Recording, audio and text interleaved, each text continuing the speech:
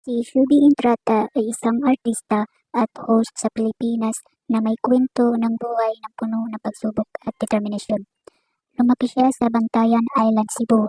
Bilang panganay sa siyam na magkakapatid sa isang pamilyang naghihirap. Siya ay nakaranas ng kahirapan at domestic violence sa tahanan, kung saan ang kanyang ama ay abusive lalo na kapag nasa impluensya ng alak. Ang kanyang mga magulang ay hindi nagbigay ng sapat na atensyon at suporta sa kanya at sa kanyang mga kapatid, na naging sanhi ng kanyang hatred sa kanila.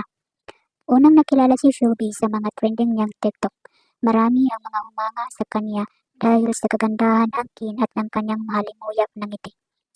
Lumahok si Shubi sa Manila at doon siya naglakas ng loob na pumasok sa showbiz upang makatulong sa kanyang pamilya at mabigyan sila ng maayos na buhay. Siya ay sumali sa Sparkle GMA Artist Center at nakilala sa palabas tulad ng Heart on Ice at Bubble Gum. Nakilahok din siya sa Pinay Big Brother Celebrity Collab Edition, kung saan siya ay nakaranas ng mga pagsubok at pag-adjust sa bahay sa loob ng bahay. Sa kabila ng mga pagsubok, si Shubi ay natutunan na magpatawad sa kanyang mga magulang at iniwan ang galit at puot sa nakaraan.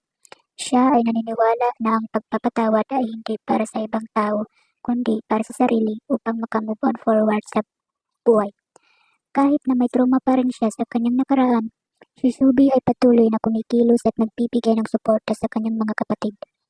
Marami si Shubi sinalihan ng mga beauty pageant, isa na dito ang Binibining Pilipinas. Ngayon si Shubi ay may maraming endorsement sa iba't ibang negosyo at kaliwat ka ng guesting sa show. Nagsimula siya sa paggawa ng content sa TikTok